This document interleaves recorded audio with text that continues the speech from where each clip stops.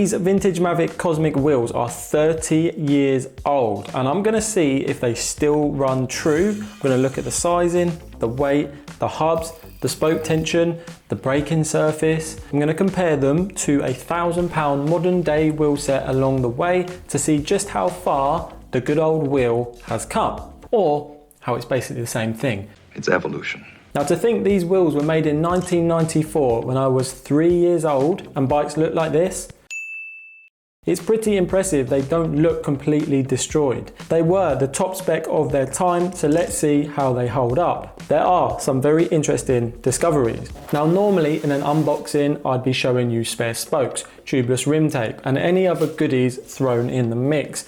But with these Mavic Cosmic wheels from 1994, well, we have them in a raw, beat up old wheel box. You can't beat it. Now, what you see is what you get. Nothing fancy, just good old raw engineering.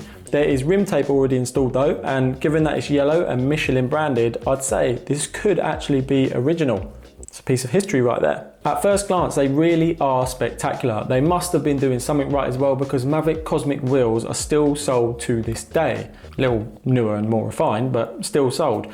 Obviously, these ones are showing some wear and tear. They are 30 years old.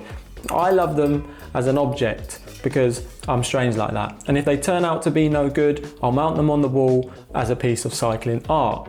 I'm sure the wife will love them in the lounge. Nowadays, all top end wheels are carbon, but these bad boys are good old aluminium with stainless steel spokes.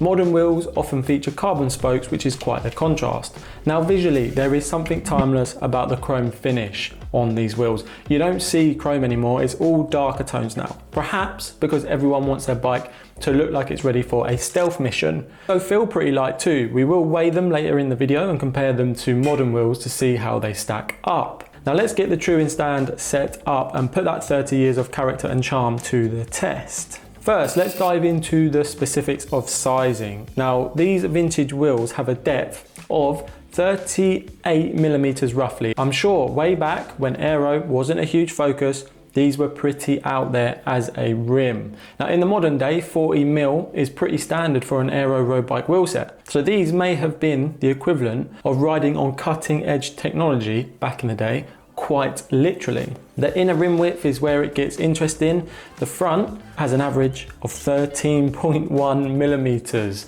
and 13.2 at the rear. So basically 13 millimeters is the inner rim width, which is mental. These things are so slim, supermodel slim. And we know in the 80s and 90s, most cyclists rode 19 to 20 mil tires pumped up to like 110 PSI. Now, these rock hard tires were thought to roll faster because there was less rubber on the road. We now know that that's not the case and have wider tires and much lower pressures. Now, the outer width averaged at around 17.8 millimeters as well for the front and rear. Now, with the inner rim width being so narrow, it's no surprise the outer is also narrow to match. Now, modern carbon wheels I've tested have an inner rim width of at least 21 millimeters to accommodate up to 32 mil and sometimes even wider tires. Some inner widths are as much as 23 millimeters. So over the years, as science and testing have advanced, the slimmer tires and narrower rims have disappeared. Now, these Mavic Cosmic wheels are like fitting into a well-tailored suit from the past. Sharp, refined, but not quite what you see on the streets today, but you still appreciate it when you see it. Interestingly, these wheels feature straight radial spokes on the front, so the spokes don't cross at all at the front, and a one cross pattern at the rear. The spokes are also bladed, believe it or not, and measure 29 millimeters deep by 1.3 millimeters wide. So bladed spokes are not new, apparently. They had bladed spokes 30 years ago. It's like discovering your favorite modern day song is actually a sample from an old classic. It's a con, I tell you. It's a con.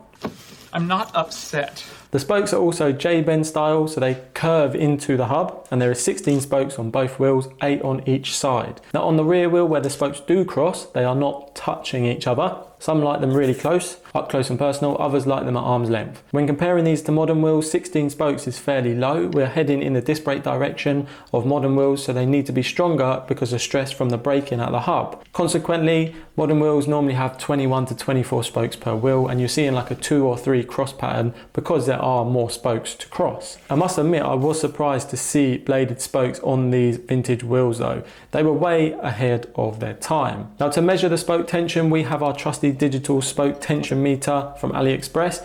We measure every spoke and make note of the tension reading. Now once we have all the measurements, 8 spokes on each side of the wheel, 16 in total, we put that data into the Park Tool Spoke Tension app. We checked the front wheel and everything was good and we got the green light. The spokes are under 5% variation, so all good there. On the rear wheel, we are all good as well, and we got the green light at 5% as well, or under 5%. Interestingly, on the drive side, on the rear wheel, where the cassette will be, the tensions are higher. This is in line with what I've seen on modern wheel sets as well. It seems some things never change. Even after 30 years, the laws of physics still apply.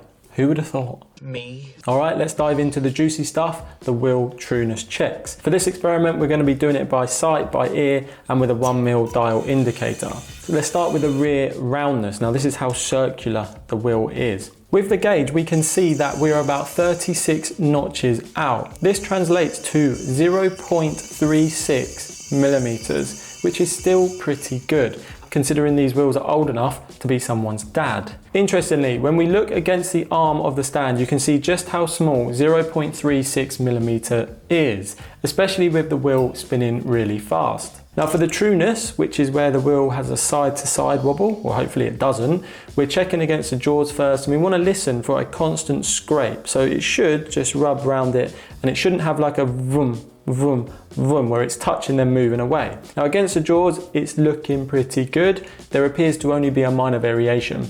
To be honest, I'm just pleased that these wheels are not like a piece of spaghetti absolutely swinging from side to side. Now looking at the gauge, we're around 33 notches, so 0.33 millimeters of variation. Now let's look at the front roundness. Now on the sound check, we can see that there is a slight variation. It sounded like on each rotation something was raised and it sounded like it was hitting.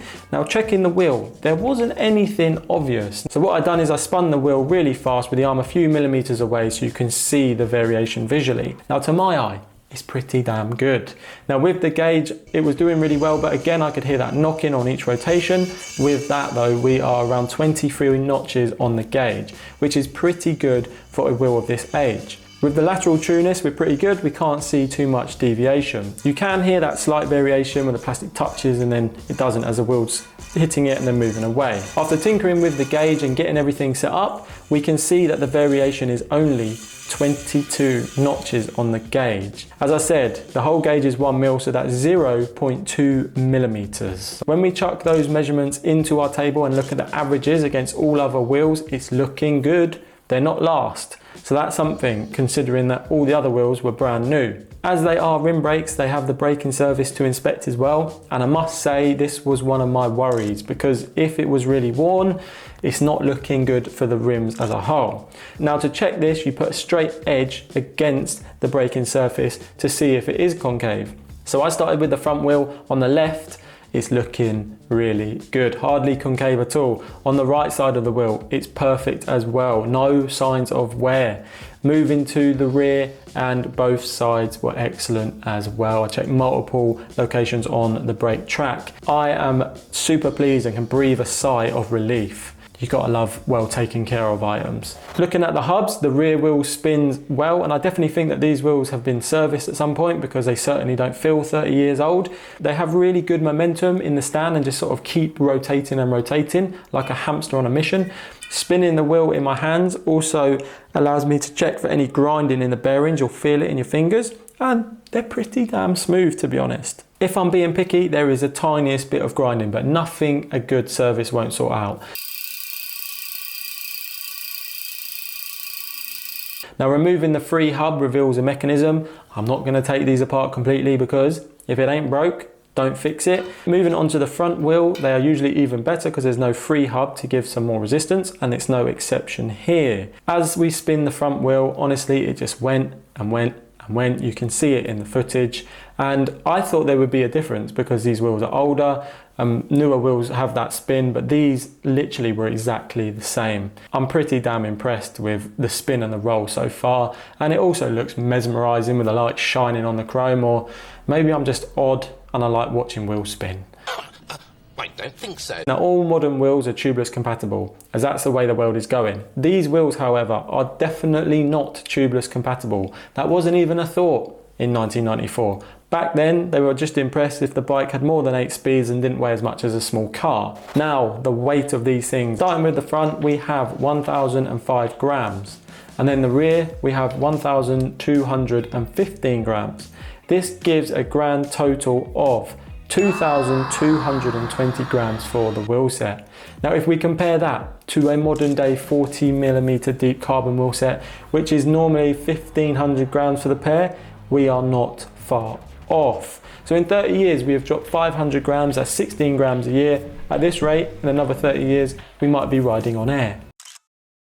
To be honest, you do not buy wheels like this for the low weight. You buy them for the style, the character, the charm, and these beauties will be going on my 1997 giant TCR frame, which will have a full vintage Dura Ace group set as well. So do subscribe to see that coming soon. You can check out this video next, where I look in depth at a £1,000 modern wheel set. It's quite the contrast, some interesting points.